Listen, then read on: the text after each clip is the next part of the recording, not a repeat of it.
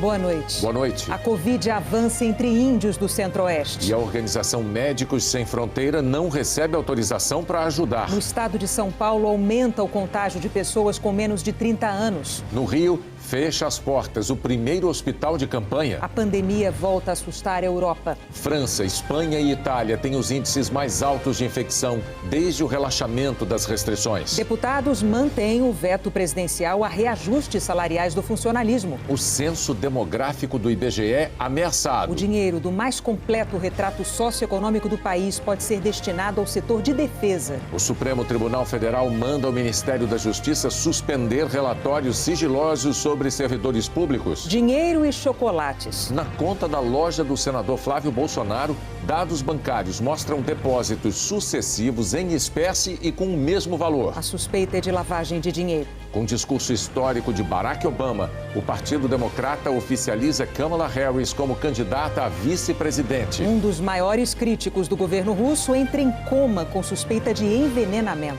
O Jornal Nacional está começando.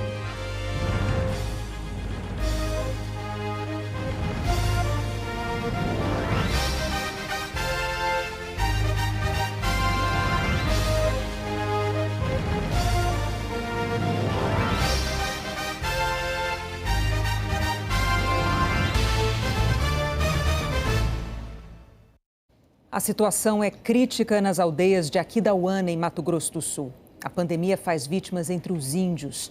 Eles se queixam de falta de apoio e a organização Médicos Sem Fronteiras não recebe autorização para ajudar.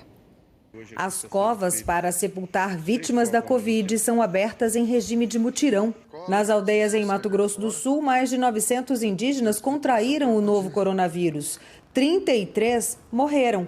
As famílias dizem que o número de vítimas pode ser maior. A nossa aldeia está em luto. Não sabemos mais o que fazer. Os índios Terena pediram ajuda pela internet, denunciando o descaso nas redes sociais. Eles mostraram que faltavam médicos para fazer o atendimento. Depois dos apelos, a Prefeitura de Aquidauana mandou 3 equipes médicas e a Secretaria Especial de Saúde Indígena montou um mutirão em 7 polos nas aldeias. Desde a primeira morte do indígena vítima de Covid na região de Aquidauana, os próprios indígenas estão enterrando os corpos sem mínima proteção para não se contaminar pelo Covid-19. Se recomenda que se use luva, que se use máscara, idealmente protetor facial, gorro, proteção para os pés, EPIs que protejam o corpo. Difícil seguir as recomendações sem estrutura. Esse é um dos postos de saúde na aldeia. E na cidade, depois da chuva, o polo base de atenção aos índios ficou assim. Materiais, medicamentos, tudo molhado. Testes.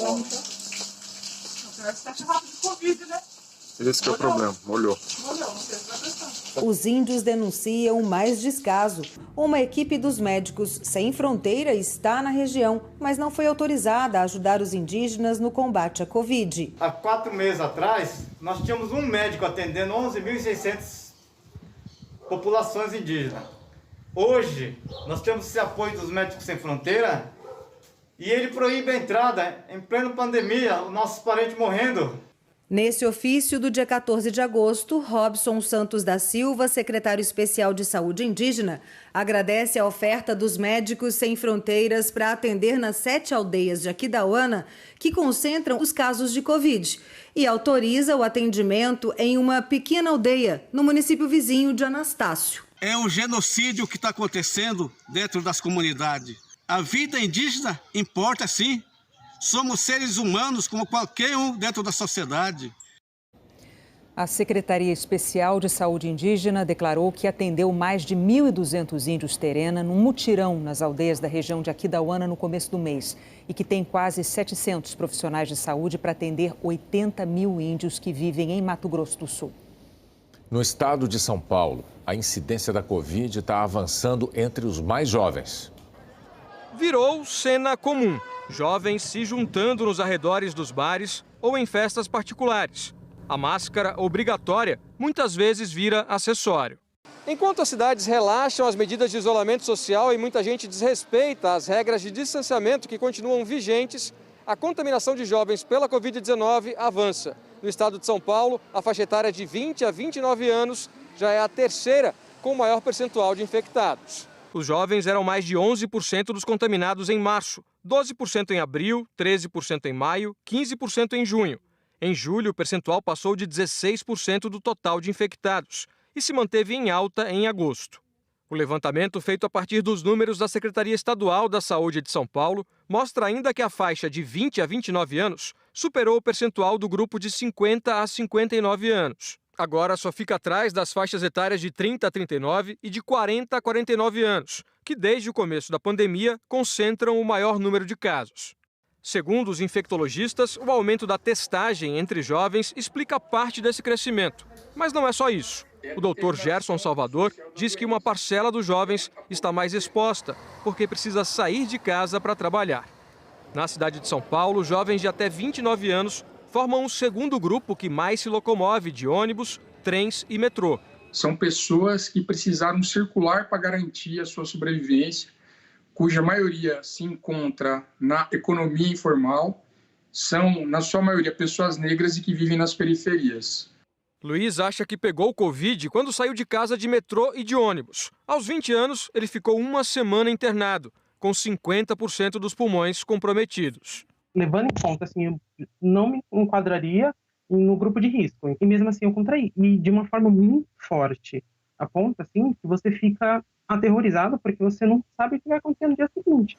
A mortalidade de jovens por Covid-19 é muito menor do que entre os idosos. Mesmo assim, 227 jovens perderam a luta contra a doença no estado de São Paulo. A adestradora Paula, que tem uma doença crônica, experimentou sintomas da Covid aos 29 anos. Foi um mal-estar muito grande. Eu me sentia muito cansada até para ir até o banheiro, tomar banho. Eu tinha que tomar banho sentada, porque era muita falta de ar. E eu perdi 7 quilos porque eu não comia nada. Ao contrair o vírus, os jovens podem contaminar pessoas mais vulneráveis. A mensagem clara é: ainda não é o momento de aglomerar, o vírus está circulando, né? Os jovens estão tendo sim a infecção pelo novo coronavírus, até muitos sem saber, mas eles transmitem. E daí nós vamos manter este platô absurdo e quase que inaceitável, na minha opinião, de óbitos no nosso país.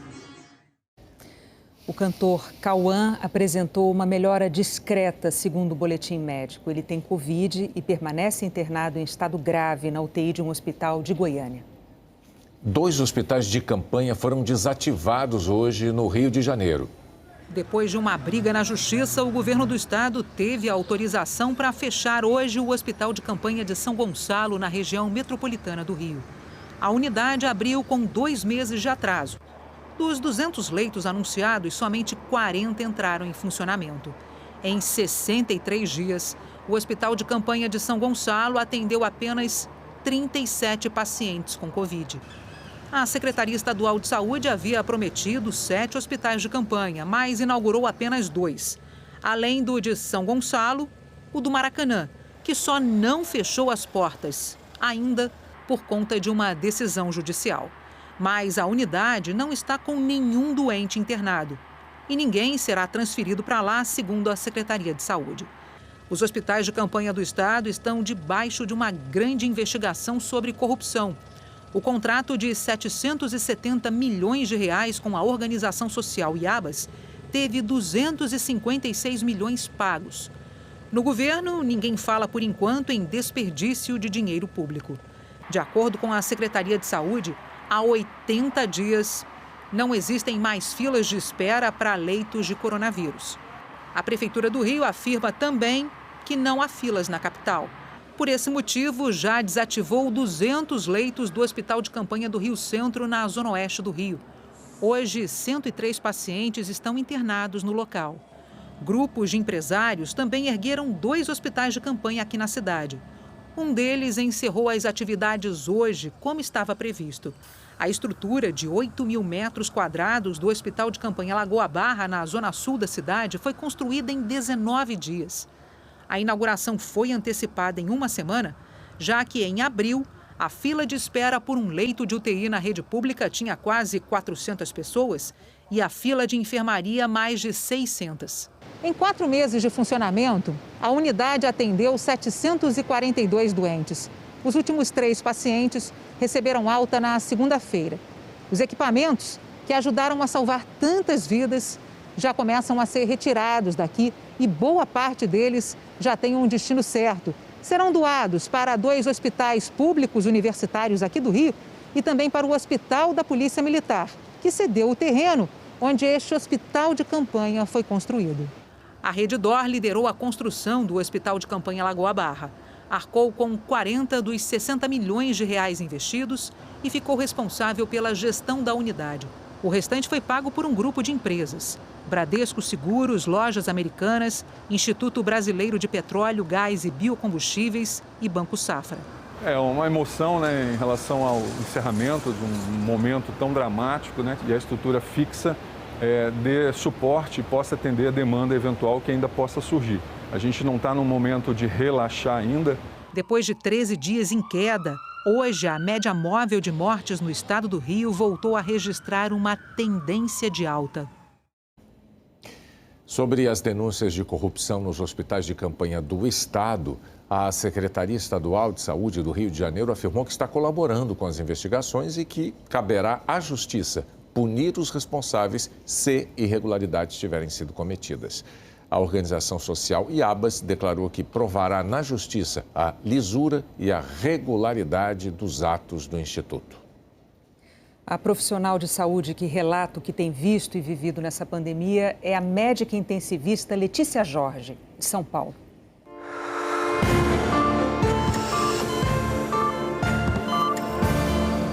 As unidades de terapia intensiva estão com uma complexidade que eu nunca tinha vivido antes. A gente entra dentro das unidades com todos os pacientes entubados, com uma ventilação difícil, mas ao mesmo tempo também tem sido um momento que as equipes estão muito unidas, né? E isso tem sido um ponto muito positivo disso que a gente está vivendo, né? Então, apesar da exaustão, a gente está trabalhando mesmo com muita união. Eu fiquei afastada, né? Na época que eu tive Covid, eu só consegui imaginar que eu queria voltar, que eu queria continuar fazendo o meu trabalho ali e dando o meu melhor. E agora eu acho que é hora de todo mundo pensar em sair disso junto. Um estudo do Imperial College de Londres indica que pela primeira vez em 4 meses, a taxa de contágio da Covid está em desaceleração no Brasil. Era uma notícia muito esperada, principalmente pelos especialistas brasileiros que estudam as epidemias. Eles sempre disseram que para começar a controlar o ritmo de contágio da Covid-19, seria preciso ter uma taxa de transmissão abaixo de 1. Chegamos lá. É o que diz o último relatório do Imperial College de Londres, que monitora 68 países. Pela primeira vez desde abril, a taxa brasileira de transmissão ficou em 0,98. Cada 100 pessoas contaminadas podem transmitir a Covid-19 para 98. Há 4 meses era quase o triplo. 100 pessoas podiam contaminar 281. Quando eu tenho uma taxa, um número reprodutivo, né, ou essa taxa de contágio acima de 1, significa que a epidemia, o surto, a pandemia, enfim, está em expansão. Quando esse número passa a ficar abaixo de 1, significa que a pandemia está em involução. Quer dizer, o número de pessoas para qual um indivíduo infectado transmite é menor do que 1. Hoje, além do Brasil, o único país com a taxa de transmissão abaixo de 1 na América Latina é o Chile. O nosso vizinho completou a 8ª semana de contágio controlado. O Paraguai é o país sul-americano em pior situação, com cada contaminado transmitindo a doença para 2 pessoas. Os próprios autores do relatório dizem que os resultados precisam ser interpretados com cautela. É que países que relaxaram nos cuidados viram a taxa de transmissão voltar a subir. Além disso, essa é apenas a primeira semana de queda, abaixo de 1. E para realmente conter o avanço da Covid, é preciso que o ritmo de contágio continue caindo. A diminuição da pandemia só vai se consolidar de fato quando este número estiver bem menor do que está agora. Embora ele esteja um pouco abaixo de 1, o que significa que nós começamos a vislumbrar uma epidemia em retração, nós ainda temos uma distância grande de uma situação confortável. Esse gráfico mostra que desde o pico em 26 de abril, a taxa de transmissão no Brasil oscilou. Chegou a ficar bem perto de 1 em 19 de julho, mas voltou a subir um pouco. Em março, ao traçar cenários para a pandemia, o Imperial College estimou que, sem medidas sérias, o Brasil, com uma população de 210 milhões de habitantes, poderia ter 188 milhões de contaminados e 1.150.000 mortos. Estamos bem longe disso, mas o país amarga mais de 112 mil óbitos, com números ainda chocantes e com a reabertura de comércios e serviços, os cuidados precisam ser redobrados. O infectologista Esper Callas diz que é preciso manter distanciamento, uso de máscara, higiene das mãos e isolamento dos casos suspeitos para colher os frutos da boa notícia. É muito cedo para dizer o que vai acontecer a longo prazo. A gente tem que acompanhar com as devidas medidas de contenção e prevenção para não deixar uma falta de cuidado permitir que o vírus consiga se espalhar rapidamente de novo. Esse é o momento ideal do Jornal Nacional para a gente saber, com o Márcio Gomes, quais são os números atualizados pelo consórcio de veículos de imprensa, né, Márcio? Boa noite. Oi, Bonner. Boa noite para você, para a Renata. Boa noite a todos de casa. De acordo com a última atualização, fechada às 8 horas da noite, 1.234 mortes ocorreram nas últimas 24 horas. O total de óbitos desde o começo da pandemia está em 112.423. Falando agora dos novos casos registrados de ontem para hoje, 44.684. E o total de casos de Covid-19 desde o começo da pandemia, 3.505.097. A média móvel de mortes dos últimos 7 dias aparece hoje em 980 mortes em média nos últimos 7 dias. Uma queda de 4% em relação ao mesmo número, em relação à média de 14 dias atrás. A média móvel de casos agora nos traz para 39.354 novos casos registrados em média nos últimos 7 dias. Uma queda de 8% em relação à média de 14 dias atrás. Então, Márcio, Renata, você que está em casa, acho que todo mundo vai se lembrar de que os órgãos de imprensa decidiram fazer essa totalização dos números da pandemia, coletando os dados diretamente das secretarias estaduais de saúde, porque o Ministério da Saúde tinha mudado a metodologia de contagem de mortes. Você deve lembrar disso. Agora, o Distrito Federal resolveu repetir aquela prática. O Márcio Gomes explica por que é que isso prejudica a transparência que é tão necessária dos dados, né, Márcio? Transparência que é importante para a gente, mas principalmente para quem está em casa, para reconhecer o tamanho do problema. Vamos explicar. O Distrito Federal anunciou uma mudança na forma de divulgação dos dados. Até aqui informava o número de mortes registradas num determinado dia, normalmente quando o exame ficava pronto, mesmo que a pessoa tivesse morrido dias antes. Agora, diz que vai informar apenas os óbitos ocorridos naquele dia, o que pode dar a falsa impressão de que menos gente está morrendo de Covid-19, porque o exame para descobrir se a pessoa morreu ou não de Covid demora muito para ficar pronto.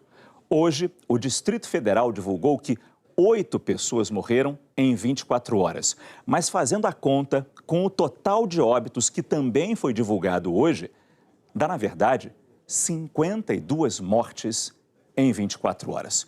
E temos também a situação do Amazonas, que registra um aumento na média diária de óbitos desde a semana passada.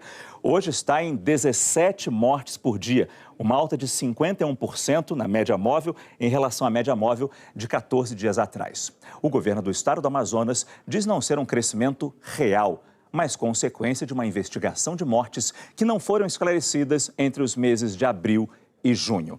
O governo diz que está revisando 654 mortes. Hoje registrou 5 das últimas 24 horas e 4 que foram reclassificadas como Covid-19.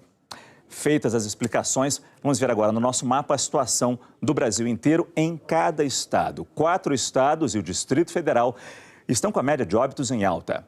Rio de Janeiro, Distrito Federal, Goiás, Amazonas e Bahia. As maiores altas foram registradas no Amazonas e no Distrito Federal. O Rio de Janeiro e Goiás estavam em estabilidade ontem e agora aparecem aqui na zona vermelha, na zona de alta. 10 estados aparecem com estabilidade. Eles não registraram uma variação maior que 15%, para mais ou para menos, na comparação das médias móveis de hoje com as médias de 14 dias atrás. São os seguintes estados: Paraná, Rio Grande do Sul, Santa Catarina, Espírito Santo, São Paulo, Minas Gerais, Mato Grosso do Sul, Pará, Tocantins e Paraíba. Paraná e Rio Grande do Sul estavam ontem em queda e hoje vieram para o grupo da estabilidade, fazendo assim com que todos os estados da região sul estejam aqui no grupo amarelo. 12 estados estão com redução na média diária de mortes: Mato Grosso, Acre, Amapá, Roraima, Rondônia, Alagoas, Ceará, Maranhão, Pernambuco, Piauí, Rio Grande do Norte e Sergipe. As maiores quedas foram registradas em Roraima e no Amapá. Rondônia estava em estabilidade e hoje veio para o grupo de queda. Você encontra o mapa detalhado do seu estado em g1.com.br/coronavírus, porque é fundamental que você acompanhe essas informações dia a dia. Bonner e Renata. Exatamente isso. Márcio Gomes, obrigado. Até amanhã. E olha só como não dá para baixar a guarda, diminuir a tensão. Nos últimos dias, os países europeus mais afetados pela Covid e também a Alemanha voltaram a registrar as maiores taxas de infecção pelo coronavírus desde que começaram a relaxar as medidas de restrição. Com o crescimento vertiginoso de casos na Europa, os novos positivos na Itália também estão aumentando. Hoje foram registrados quase 850 infectados em território italiano, o número mais alto desde o fim do lockdown há 3 meses. A Alemanha não via mais de 1.700 infectados desde abril. Na Espanha foram 3.300 e na França quase 5.000, perto dos índices do auge da pandemia no país. A Comissão Europeia concordou em comprar pelo menos 300 milhões de doses da vacina desenvolvida pela Universidade de Oxford e pela AstraZeneca e ainda negocia com outros 3 laboratórios, o que poderia enfraquecer os planos da Organização Mundial da Saúde para uma abordagem global. O objetivo da OMS é organizar um esforço conjunto para compartilhar a vacina, dando prioridade aos grupos de risco e profissionais de saúde. O diretor regional da OMS na Europa, Hans Kluge, pediu que todos se preparem a conviver com o novo coronavírus e não dependam da vacina. Nem mesmo uma vacina representará o fim da pandemia. O fim da pandemia será o dia em que todos nós assumiremos a responsabilidade de aprender a conviver com o vírus. E isso depende de nós. Pesquisadores afirmaram hoje que a vacina russa contra a Covid deve oferecer proteção por no mínimo 2 anos. Em resposta à enorme desconfiança internacional, representantes das instituições responsáveis pela vacina disseram que vão publicar mais dados num jornal acadêmico no fim deste mês. Que os testes da fase 3 com 40 mil russos vão começar na semana que vem, supervisionados por um comitê estrangeiro. E que vários países estudam participar dessa fase, inclusive o Brasil. O governo russo aprovou o registro da vacina na semana passada, antes mesmo do início dos testes clínicos mais importantes. O governo do Paraná assinou também na semana passada um protocolo de intenções com o laboratório russo para testar e produzir a vacina, se ela for aprovada. A Anvisa já declarou que só autoriza testes aqui no Brasil se tiver acesso aos resultados das pesquisas na Rússia e afirmou hoje que ainda não recebeu nenhum resultado. A seguir, o censo demográfico do IBGE é ameaçado. A Câmara mantém o veto presidencial a reajustes salariais do funcionalismo.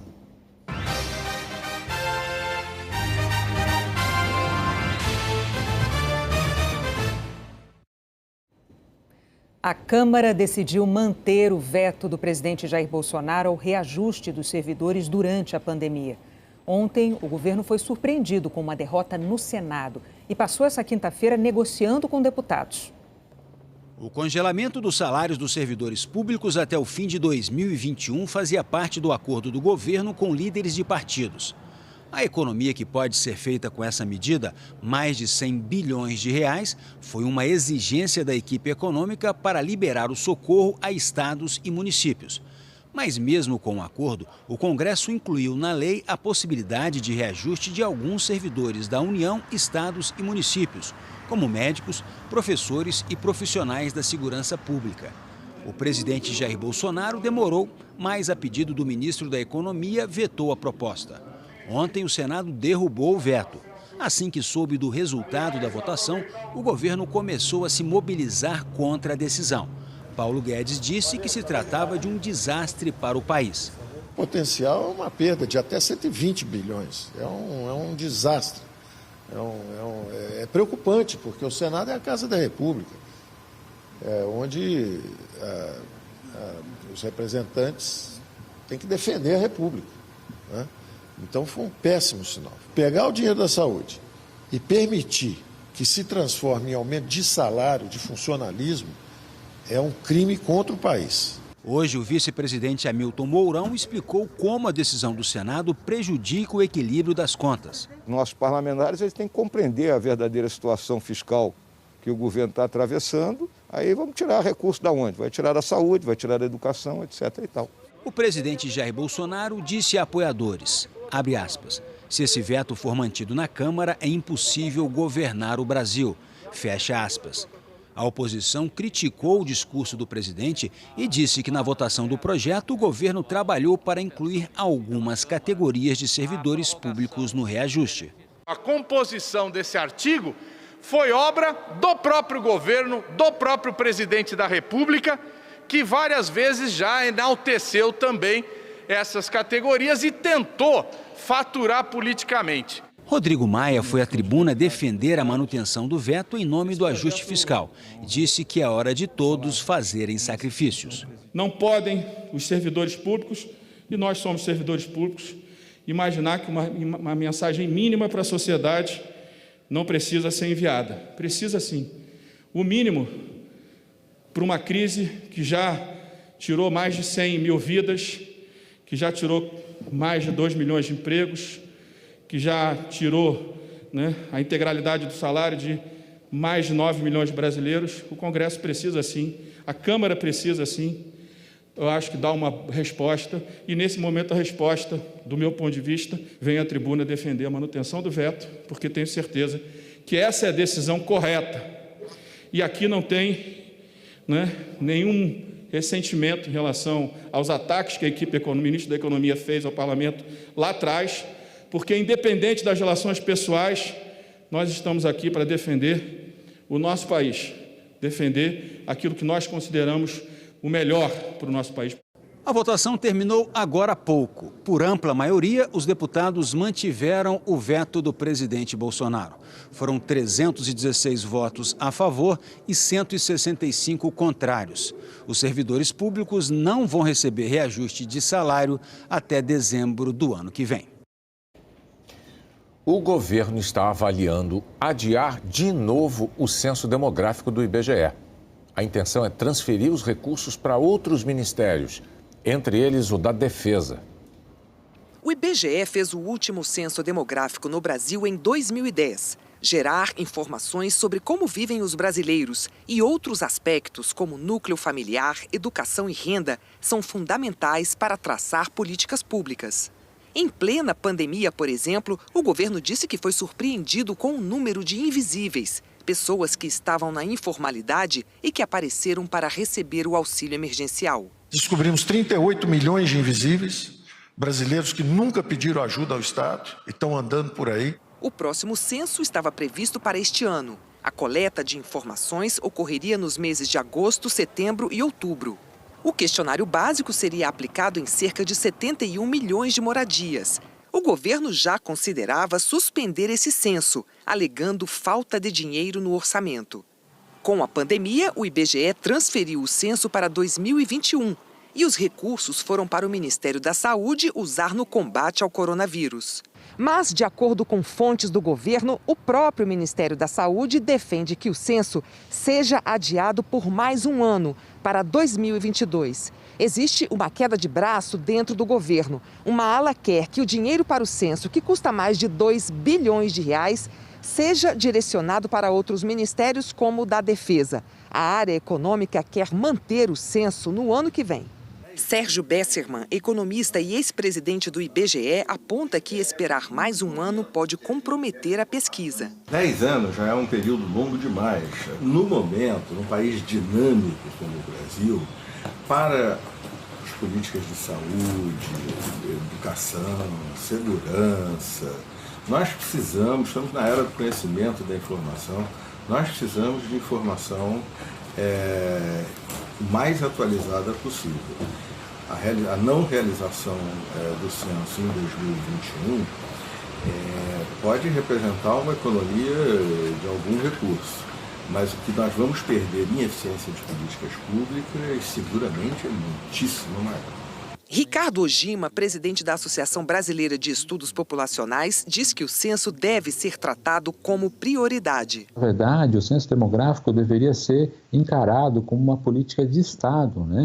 Ela acontece independente de governos, né? Ela não deveria ser colocada em segundo plano em relação a questões orçamentárias. Isso extrapola o limite desse governo. É uma questão que tem a ver com o planejamento do Estado. É uma informação que vai valer por 10 anos. O Ministério da Economia afirmou que o governo tem até o fim do mês para avaliar todas as propostas e solicitações para o orçamento do ano que vem. O Ministério da Saúde declarou que não foi consultado sobre o adiamento do censo. Em julho, a arrecadação de impostos e tributos no Brasil continuou a ser afetada pela pandemia, mas em proporção menor do que nos meses anteriores. Os 116 bilhões de reais foram o pior resultado para o mês em 11 anos, uma queda de quase 18% na comparação com julho do ano passado. Empresas estão tentando ajudar o Brasil na pandemia.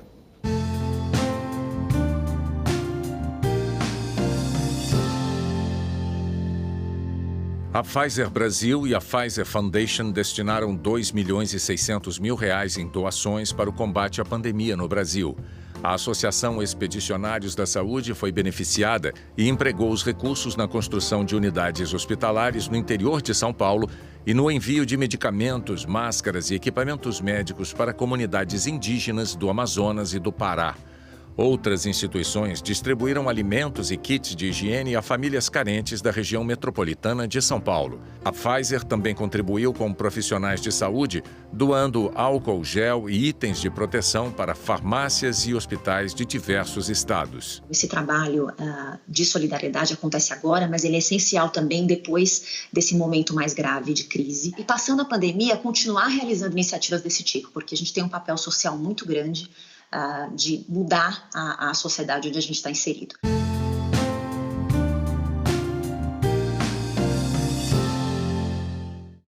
A seguir, o Supremo manda o Ministério da Justiça suspender relatórios sigilosos sobre servidores públicos. Dados bancários mostram depósitos sucessivos e em espécie na conta da loja do senador Flávio Bolsonaro.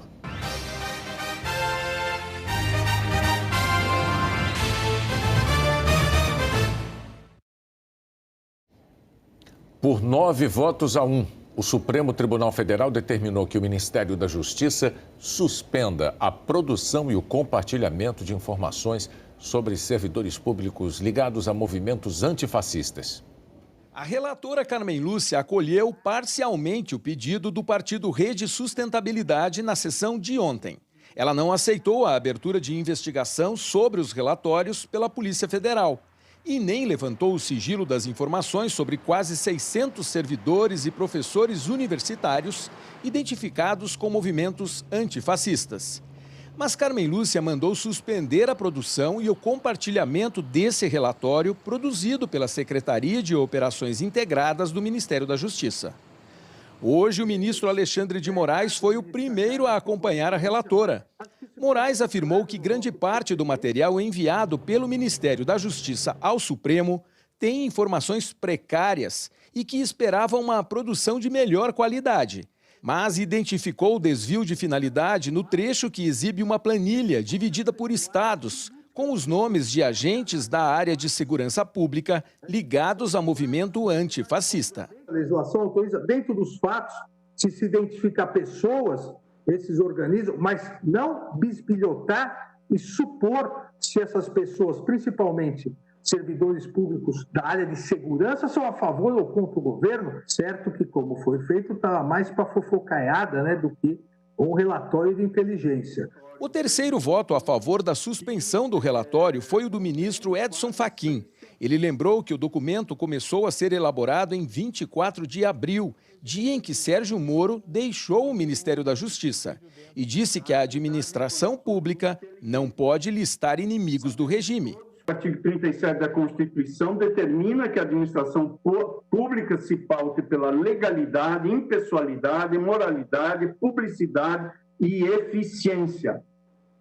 A administração pública não tem, nem pode ter, nenhum ministério tem, nem pode ter o direito, ou pretenso direito, de listar inimigos do regime. Só em governos autoritários é que se pode cogitar dessas circunstâncias. Luiz Roberto Barroso foi o quarto a votar com a relatora. Também lembrou a data do início da elaboração do documento e, da mesma forma que os colegas, disse que o julgamento confronta dois aspectos: a importância de relatórios de inteligência para embasar as ações de governo e o direito à privacidade. Monitoramento para saber o que fazem eventuais adversários desse grupo antifascista é completamente incompatível com a democracia, a menos que se tivesse qualquer elemento para supor que eles tramavam contra o Estado ou tramavam contra as instituições democráticas.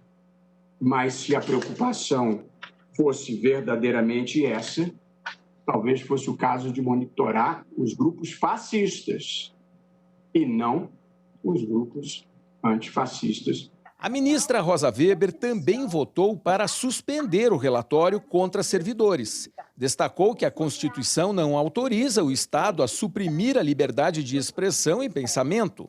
A atividade de inteligência há de ter em mira condutas objetivas e comportamentos específicos, potencialmente atentatórios à segurança pública, às instituições democráticas e aos direitos fundamentais. Quando se volta essa atividade contra pessoas apenas em razão do que pensam, ausente qualquer base material justificadora da atividade, desvia-se da finalidade que a legitima e traduz verdadeira violência. O ministro Luiz Fux também criticou a qualidade dos documentos que classificou de atividade de desinteligência. E lembrou que, no passado, esse tipo de ação transformou o Brasil em palco de forte perseguição política. Com o voto, Fux formou maioria para suspender a produção do documento. A prática censória inibe servidores públicos e professores e difunde, o que é pior de tudo, a cultura do medo. É o nosso lema seguir aquela velha canção que Caetano Veloso e Rita Lee sempre enfatizavam: é proibido proibir. O ministro Ricardo Lewandowski deu o 7º voto pela suspensão. Disse que os órgãos de inteligência são necessários, só não podem invadir limites de privacidade e da liberdade de expressão. São limites, são parâmetros que o Supremo Tribunal Federal estabelece ad cautelam para esta atividade, repito, legítima do Estado brasileiro, que é a atividade de informações. O ministro Gilmar Mendes disse que não houve justificativa para a produção do relatório. Mencionou que houve um pedido de buscas no dia 24 de abril, mas que a produção do documento específico sobre os servidores foi poucos dias depois da divulgação do manifesto antifascista, dia 5 de junho. Portanto, quando André Mendonça já era ministro da Justiça. Foi o 8º voto pela suspensão do documento. O que confere verossimilhança às alegações do requerente no que se refere ao uso desses instrumentos para a repressão de discursos de oposição, o que viola a liberdade de expressão e caracteriza a indevida situação de censura. A gente não pode menosprezar, todavia, esse tipo de organização tabajara que pode ameaçar o sistema jurídico institucional. O ministro Marco Aurélio foi o único a divergir. Considerou inadequada a ação utilizada pelo partido Rede Sustentabilidade, citou que o material do Ministério da Justiça envolve pessoas pró e contra o governo e fez uma forte defesa do uso de atividades de inteligência. É possível cogitar-se de governo sem inteligência? Não. A inteligência é um instituto universal visando uma boa governança, visando-se ter informações. Informações, vamos frisar bem, mantidas sob sigilo. O presidente do STF foi o 9º voto para suspender a produção do relatório contra servidores.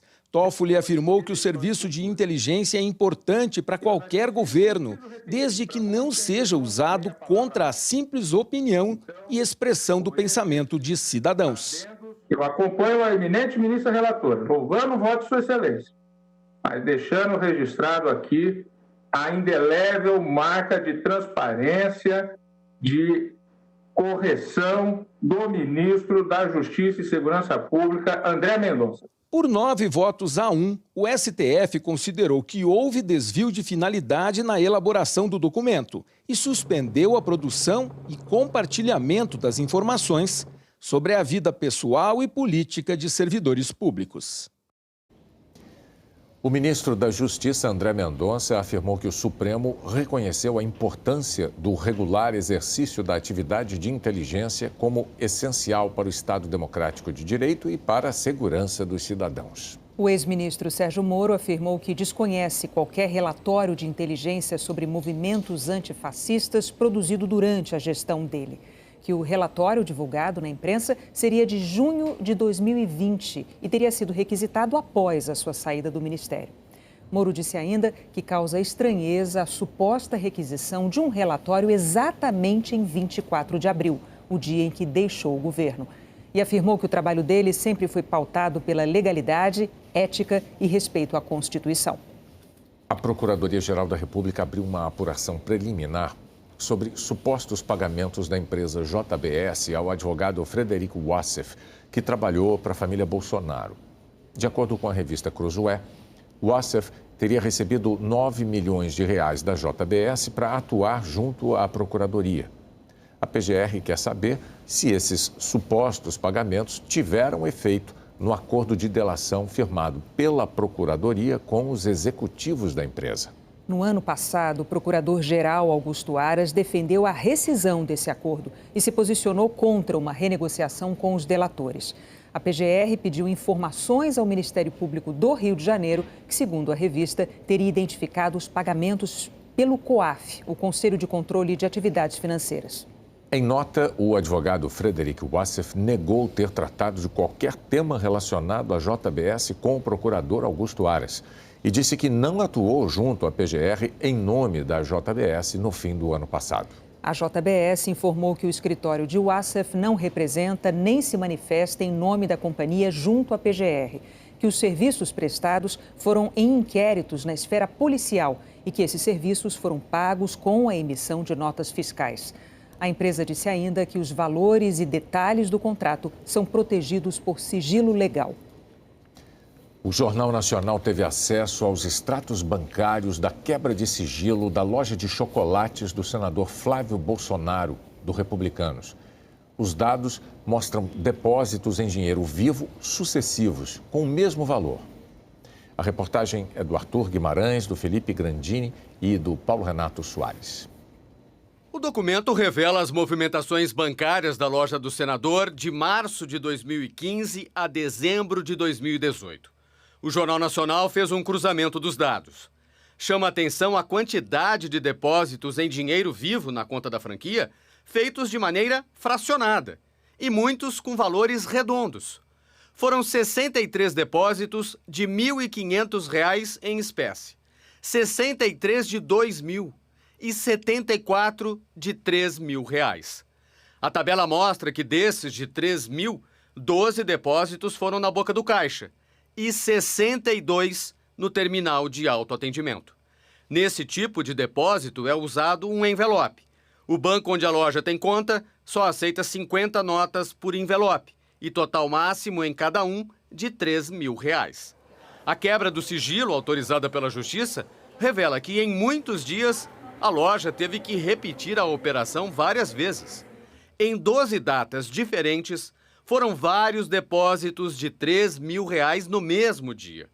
Pelo documento da investigação, em 28 de novembro de 2016, por exemplo, foram 7 depósitos fracionados de R$3.000, R$21.000 no total. Dia 18 de dezembro de 2017, 10 depósitos de R$3.000, R$30.000. E dia 25 de outubro de 2018, foram 11 depósitos também de R$3.000, R$33.000 na soma. Na época, qualquer depósito acima de R$10.000 tinha que ser notificado às autoridades de controle financeiro que investigam lavagem de dinheiro.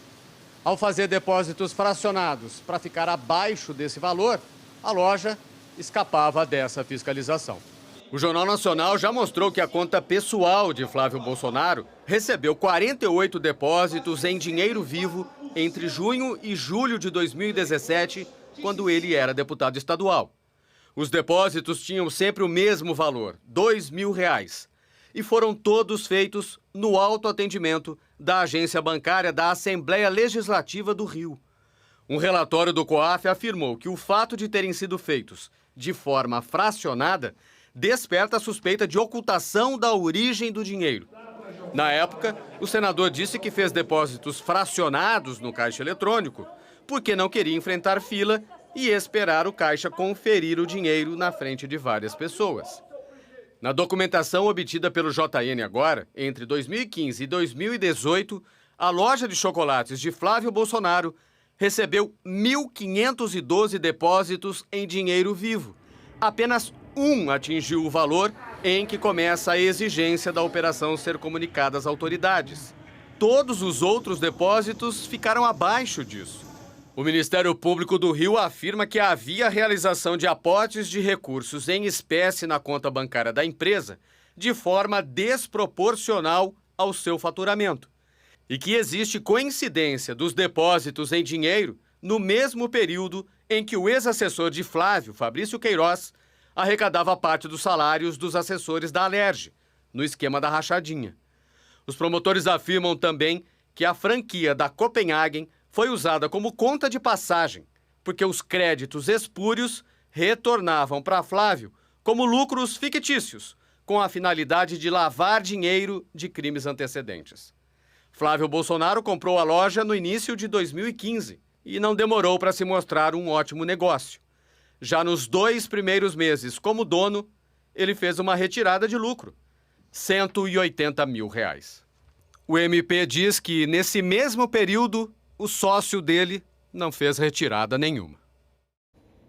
A defesa do senador Flávio Bolsonaro nega qualquer irregularidade nas contas do senador. Afirma que as informações já foram prestadas ao Ministério Público e que não pode comentar a investigação sob segredo de justiça. A defesa de Fabrício Queiroz disse que ele nunca trabalhou na loja de chocolates e que desconhece os fatos relativos à sua administração. Os advogados de Flávio Bolsonaro também informaram que o senador não vai comparecer à acariação com o empresário Paulo Marinho sobre a suspeita de vazamento de informações da Operação Furna da Onça no dia 21 de setembro. A acariação foi marcada pelo Ministério Público Federal.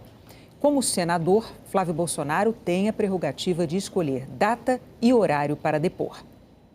A ministra dos Direitos Humanos, Damares Alves, pediu ao Ministério da Justiça que investigue o vazamento de dados sigilosos da menina de 10 anos que foi vítima de estupro e que engravidou. No fim de semana, a extremista Sara Giromini divulgou na internet o nome da criança e o hospital em que ela foi internada e se submeteu a um procedimento legal para interromper a gravidez. Chegou a hora da previsão do tempo, então vamos lá para São Paulo falar com a Anne Lotterman, porque quando tinha gente desistindo do inverno, olha só, teve até neve. Oi, Anne, boa noite. Pois é, Renata, boa noite para você, para o Bonner, boa noite a todos. Em pelo menos 3 cidades do Rio Grande do Sul já nevou hoje. Em São Francisco de Paula, começou às 4 da tarde. Moradores, claro, registraram o momento em que a neve caía na cidade e aproveitaram até para brincar. Além de neve, tivemos chuva congelada e a diferença está aqui. A neve se forma quando a temperatura fica negativa da base da nuvem até o chão. Na chuva congelada, a neve passa por uma área com temperatura positiva, derrete e volta a congelar depois, perdendo o formato do floco de neve. Pode nevar ao longo da noite e madrugada da Serra Gaúcha até o sul do Paraná e pode gear em grande parte do Rio Grande do Sul até o oeste do Paraná. Cidades onde pode nevar: Caçador, Lages, São Joaquim, Gramado e São Francisco de Paula novamente. Esse frio todo do sul está subindo rapidamente atrás dessa longa frente fria e vai chegar até o norte. Madrugada fria em Rio Branco com mínima de 14 graus e máxima de 22. Cuiabá, acostumada aos 40 graus, amanhã não passa dos 22 graus. E em Campo Grande, mínima de 8, máxima de 13. Não está aparecendo aqui, mas eu estou te falando. E Curitiba também com 11 graus. E depois de 45 dias sem chuva, a frente fria chegou com granizo e vento forte em Porto Velho. Árvores caíram e até a fachada de vidro de uma loja chegou a estourar. Não chove nos próximos dias na região, mas esfria. Máxima de 26 graus amanhã e mínima de 15 graus no sábado. E tem notícia de chuva forte no Sudeste, Anne? Especialmente no litoral de São Paulo e também do Rio de Janeiro, viu, Renata? Chuva forte, volumosa, persistente e com vento. Também atenção para os temporais em toda essa área de São Paulo até Belo Horizonte e grande parte do Espírito Santo. Destaco a chuva e as temperaturas. Em São Paulo, máxima de 13 graus. No Rio de Janeiro, 21. Belo Horizonte, 26. Vitória, 25 e Boa Vista, calor e chuva também. Atenção com o mar agitado do Rio Grande do Sul até o Espírito Santo, ondas de até 3 metros. E o nosso mapa de sol e chuva, ele está bem colorido hoje. Olha só, aqui embaixo tem previsão de neve. Nessa área de sol com geada, já nesse outro lado, sol com calor. O verdinho é onde tem previsão de chuva. Já em toda essa área azul, chuva e nada de sol. Em Brasília, máxima de 27 graus. Salvador, 28. Natal, 29. 35 graus em Belém e Manaus, 33 graus. Renata. Olha só a diferença, né, dos extremos do país. Até amanhã. Exatamente. Até amanhã, Renata. A seguir, um dos maiores críticos do governo russo entra em coma com suspeita de envenenamento. Com um discurso forte de Barack Obama, o Partido Democrata oficializa Kamala Harris como candidata a vice-presidente. O principal líder de oposição ao governo russo, Alexei Navalny, está internado com suspeita de envenenamento. No canal da internet, o Shah não acalmava o crítico de Vladimir Putin. O ativista chama o presidente russo de czar da corrupção. E foi o chá a única coisa que Navalny ingeriu antes de urrar de dor no avião. O ativista rodava a Rússia em campanha pelas eleições regionais. O mal-estar obrigou o piloto a fazer um pouso de emergência na Sibéria. Navalny deu entrada nesse hospital, onde está em coma e respira por aparelhos. O chefe da equipe médica declarou que o caso é estável, mas há risco de morrer. Ele considera várias causas, inclusive envenenamento acidental. A equipe do ativista contou que os médicos passavam informações e até explicaram que o agente tóxico é absorvido mais rápido com líquido quente. Mas a porta-voz de Navalny afirmou que o hospital se encheu de policiais. Kira Yarmish disse que os testes de toxicologia estavam atrasados, que os médicos ganhavam claramente tempo, não dizendo o que sabem. No meio da tarde, o presidente francês Emmanuel Macron e a primeira-ministra alemã Angela Merkel ofereceram assistência médica à equipe de Navalny. Macron disponibilizou também asilo e proteção. Há uma longa lista de críticos do governo russo envenenados. O ex-espião Alexander Litvinenko morreu depois de beber um chá aqui nesse prédio com uma substância tóxica. Um inquérito britânico concluiu que o presidente russo provavelmente aprovou o assassinato.